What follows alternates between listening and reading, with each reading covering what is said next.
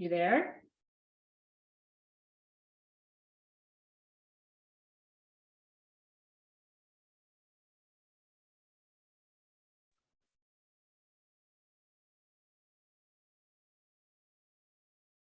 Can you hear me okay? Yes. Can you hear me okay?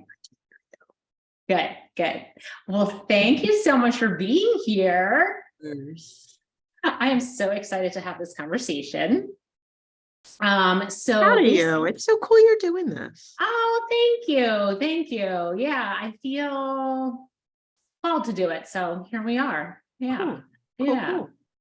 And the main point of the podcast is to highlight a lot of different things, but it's to improve mental health overall, but to talk to a lot of different people who have been through some challenging things in their lives and managed to overcome them with a lot of grace, and how they did that, and what lessons they learned from that.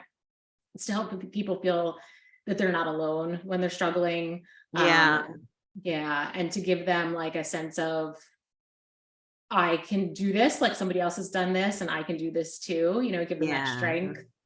And also give them tips and tools, right? Little strategies and things that have helped other people overcome challenges, mindset shifts that really are really important to getting over some of these more challenging things in life. So that's really the main point of the podcast. So which is one of the reasons I thought you would be a perfect person to interview. Thank you. So we'll start off. I guess the first thing I'd like to ask you is to give us a little information about your background, where you came from, what it was like, when you were growing up, and then how maybe some of your earlier life experiences contributed to the path that you're on now. Sure. I was born in New Jersey in 1968 to two really amazing parents. And I credit them with the way they raised me in a very loving environment for who I am at my core. So, everything that I've had to go through and deal with in life, my default factory setting is love. Right. So, that's my early years growing up, or it was great. I have wonderful, wonderful memories of growing up with my sister and my mom and dad, and the traveling we would do, and just all the fun games and stuff we would play. It was great. It was absolutely great. Until I got to be about 13, I would say. And then, hormones and things like that kind of took over. We had moved from my community growing up when I was in third or fourth grade. And that set me on a little rough patch. I was really sad about having to move and leave my friends. And I just remember, like, from 13,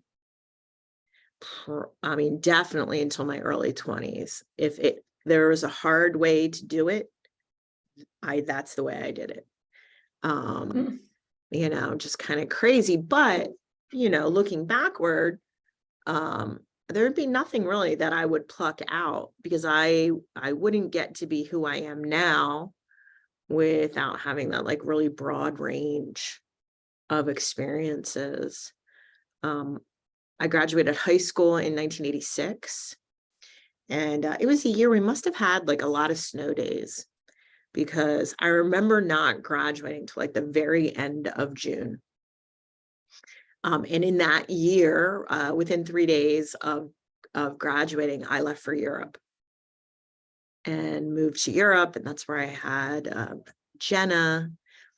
I had a lot of adventures in my 20s that, looking back, I'm like, I don't know how my parents let me get on that airplane. Like, things that I have my own children now. I thought, I'm like, oh my God, how did I even let that happen? But yeah, we had a lot of adventures in those years, and it wasn't really until after I had my youngest, when I around 35, that I started to think like maybe there's an easier way to live, right? Maybe there's an easier way to live. And I thought maybe at first that was going to be like I would go to therapy and there would be medication involved. I can remember going to see my doctor and I'm like, I don't feel okay. And I left there with a prescription to go on medicine. And something inside me just said there has to be something else that I could try first. And that's how I got back to yoga, like really got back to yoga. So yoga had been something that you had done previously or earlier in your life, but Yeah. had strayed away from. Yeah. I was a gymnast as a kid. So I was very much attracted to the physical part of the practice when I was young. But when I came back after I had Jamie and Kyle, but even at first, I only first went because I thought I just didn't feel good. Like there was something, and so if I lost weight or, like that would make me feel better. So really, even at first, it was the physical. But I did this 30-day challenge with this studio that I joined. And it was, after 30 days, I wasn't uptight anymore. Like little things. I always say, you'll hear me say it sometimes, especially when I'm teaching beginners, like, I wasn't worried if somebody cut me off in traffic or got cut in front of me in a line, or just some of the little things that happen in life that you have this big reaction to, right? Just started not to feel like the end of the world. And I thought, what's here? What's here, right? Yeah. Yeah. Going back to when you were younger, what do you think? Why do you think you were doing things the hard way? Why do you think that you had this internal drive to? So part of it was my parents raised me to be uber independent to their detriment. So I always felt very confident. And, it was just this period of time where my parents were very strict, like very strict. I wasn't like even allowed to go spend the night out. I couldn't hang out with my friends late at night. So I felt very contained, even though they had made me super independent. And some of the things were too, like having to move. When we first, went to Catholic school. When we first moved, I went to public school. Such a culture shock. Wasn't used to people talking back to teachers or the behavioral disruptions that sometimes happen. That just didn't happen in Catholic school. I got beat up and, got picked on. I was very little. And it was about 2 years of that. And then I went back to Catholic school. And I don't know that I could really, those things existed in the background of things. I wanted to be free, which I think is the most comical thing now as a 55-year-old woman. I was never more free as a teenager, right? But I would put protest signs on the outside of my bedroom door, like I was in some kind of like 60s or 70s sit-in. These awful people with their rules, and I just wanted out. I don't know what from, but I felt contained and I wanted to be free. Now, the reality of that is, if you decide at 18 that you want to go be free, you then enter into a place where you have to make money. You have to figure out how to support yourself. And you actually become kind of less free because of that. And then, that's, if I looking backward, I can say it's just kind of some of those events in my life that kind of pushed me away from my parents who had like idolized, my whole, and still do now, thank God with my parents, there was nothing fatal there, right? They're just wonderful people. I just thought, I knew best and that I needed to be free of them. They were so mean.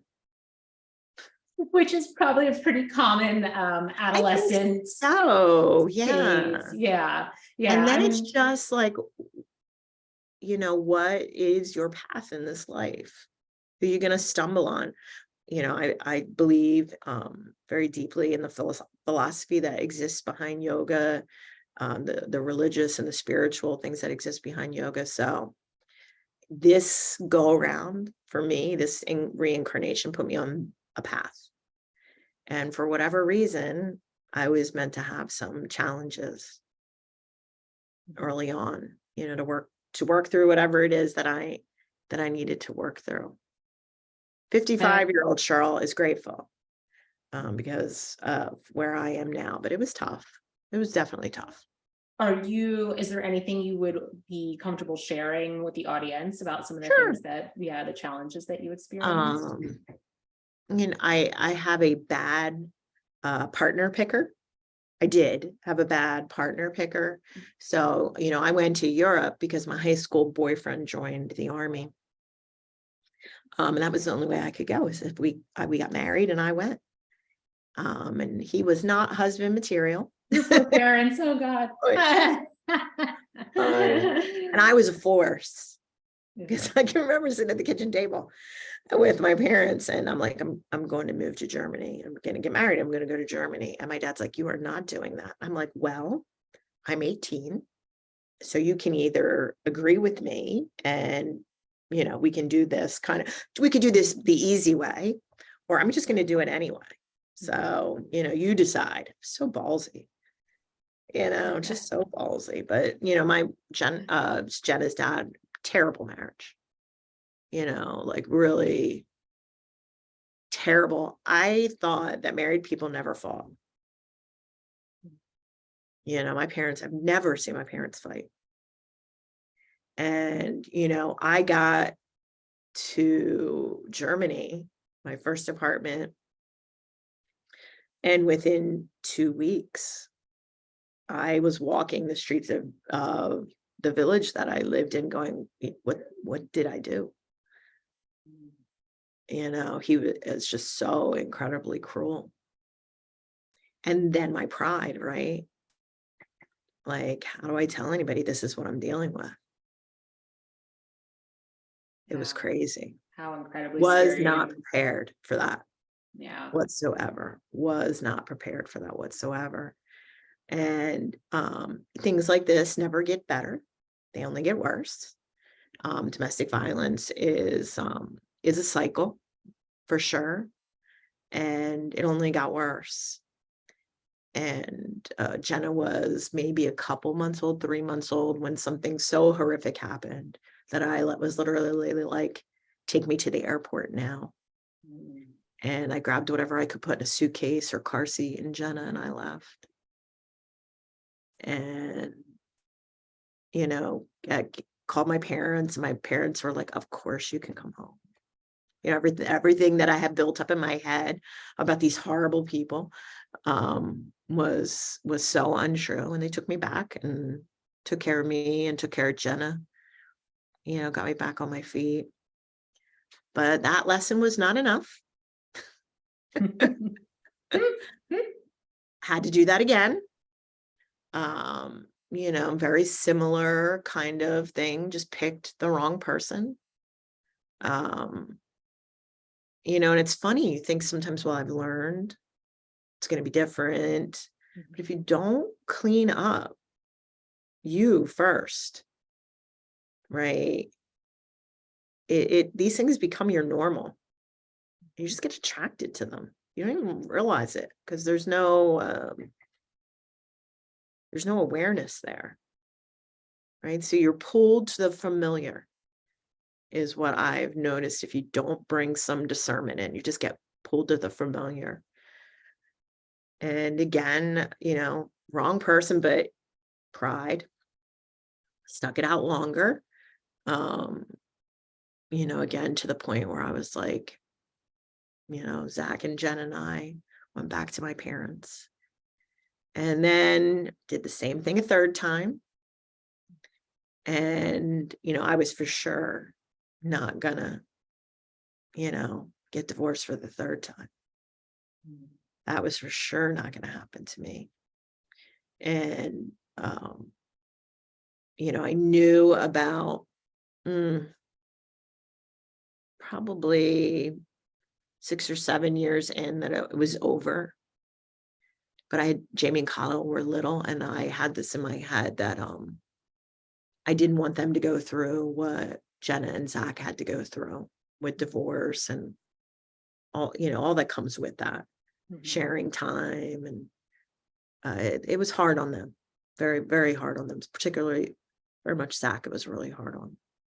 So I said, I'm here till they graduate from high school. They'll get off to college and then I'll go do my thing.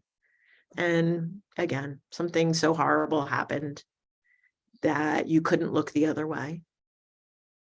And that was kind of bottom, pretty close to bottom for me, where I realized that, this is near when I started practicing yoga, that I was the common denominator. Yes, these were people definitely had issues, and certainly they had no right to treat me the way that I had been treated.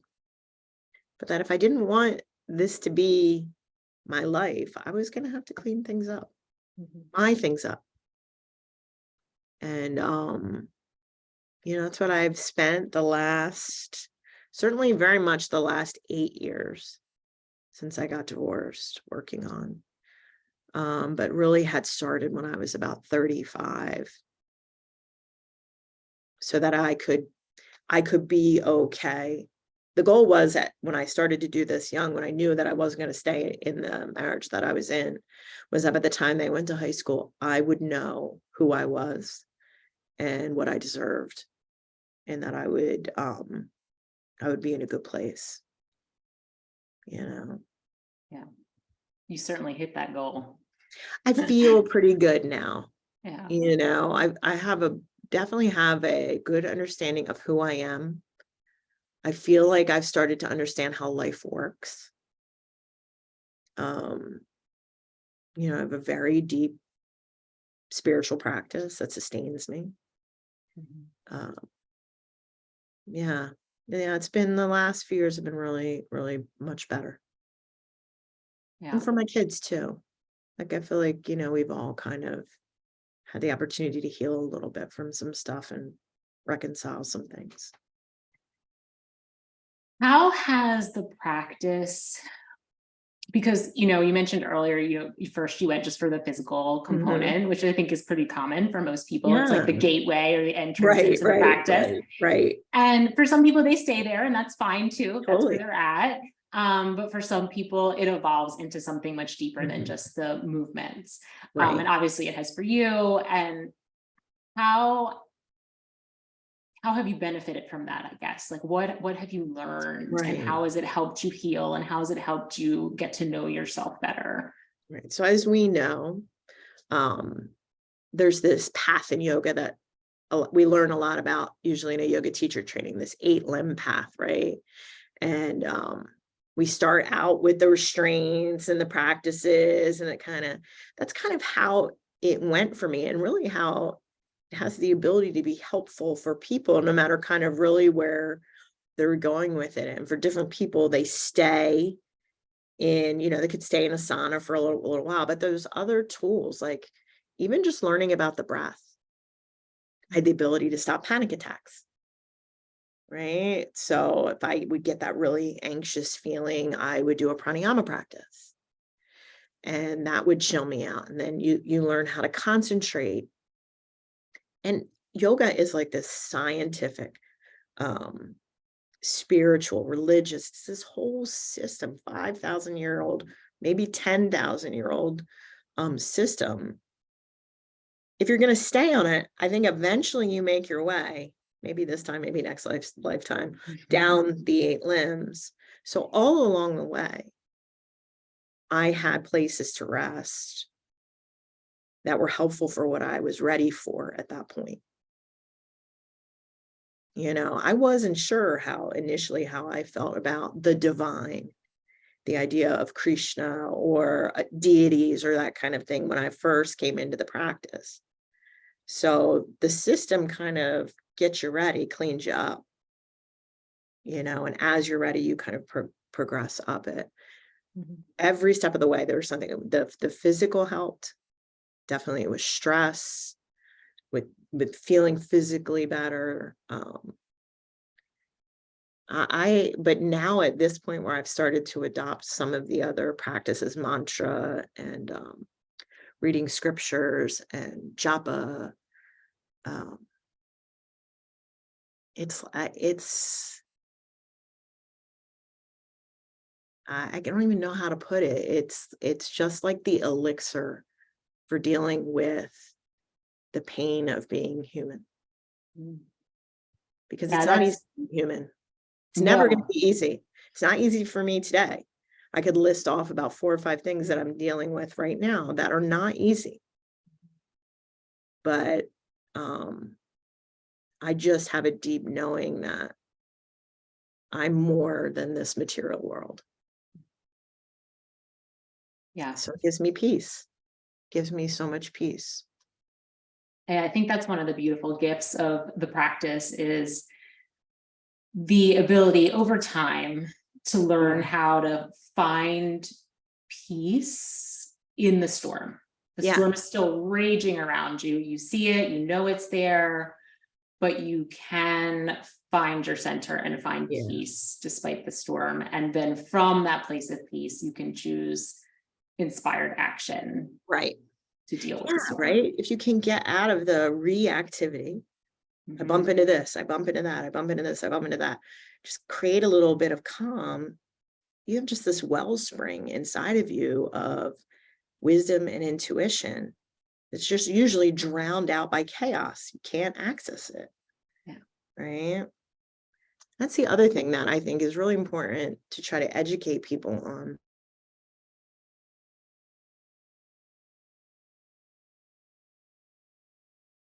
Oh, Cheryl, you're frozen.